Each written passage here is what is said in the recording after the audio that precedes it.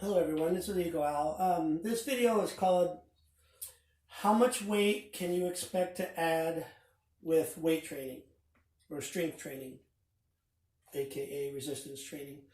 I want to start by getting rid of some myths that people have, some misconceptions about strength training, and a common myth that people have, and it's kind of the thing that inspired me to make this video, is I've had a couple of comments in the past where it says, "Oh, really? You've been weight training since 1994?"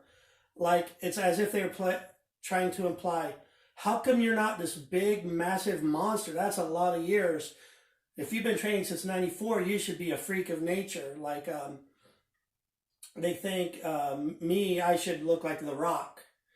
And strength training doesn't work that way. First of all, The Rock, Dwayne Johnson, absolutely unequivocally does some form of steroid, some form of enhancement product that you can't go in a store and buy, you can't get without a doctor. And he's probably been doing it for at least 10 to 15 years. To get that out of the way. So basically, let's explain how this works. The first 1 to 2 years that a person begins working out, weight training, the first 1 to 2 years, you get the greatest amount of gains in a specific span of time. About 1 to 2 years. That's when you have the most amount of weight that you add to your body in a given amount of time. And then as each year passes, the amount that you can add yearly progressively becomes a little bit less, a little bit less, a little bit less. I will give some what is a commonly recognized average amounts. And there is no magic number that I can give you where I can say, you, John, Ed, go start hitting the gym today, and at the end of 1 year, you need to have exactly 15 more pounds of muscle. There is no magic number because there are so many factors that play into it. So you basically, some of the factors: how old are you? How big are you when you start lifting? Are you a 140 pounder who begins lifting, or are you already a big framed guy who's 190, 200 when you start lifting? How often do you train? How hard do you push? What kind of supplements do you take? How well do you eat? How much sleep do you get? So you got all these factors that can change those numbers. But these numbers are a good common average that a lot of professionals would agree with. Your first 1 to 2 years, when you're making your most gains, you're probably going to gain, if you're dedicated and you're doing it and you're serious about it and you're not playing around, you're probably going to gain about 10 to 15 pounds in the course of a whole year. And then from year 1 to year 2, let's say if year 1 you gain 15 whole pounds of muscle on your body. From year 1 to year 2, that 15 might drop to 10 or 12 pounds of added muscle. From year 2 to 3, okay, you've already done 2 years of solid, dedicated, intense training. You're not going to put on 15 pounds or 10 pounds of muscle every year. Year 2 to 3, if you're doing really good, for an average size adult male, let's say 160 to 180 pound male, from year 2 to 3, you might put on 7 to 8 pounds of muscle. Year 3 to 4, now all of a sudden that number's starting to drop. You're putting on maybe 3 pounds a year.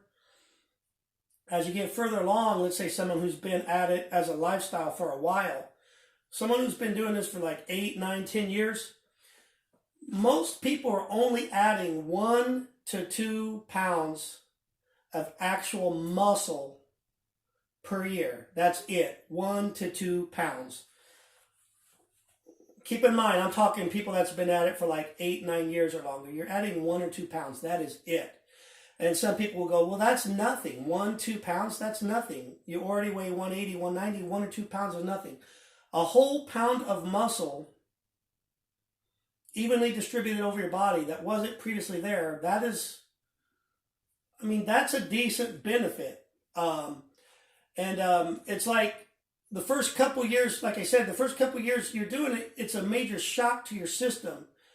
Your muscles are being shocked, and to respond to that shock, they grow. They grow at a much quicker rate because they're wondering what's going on. They feel the need, like, you know, something's going on. They gotta grow. When you've been doing it 7 or 8 years, it's no longer a shock to your system. You're still pushing hard. You're still breaking down the muscle, and then it heals on your rest days and repairs, but it's no longer the shock that it was.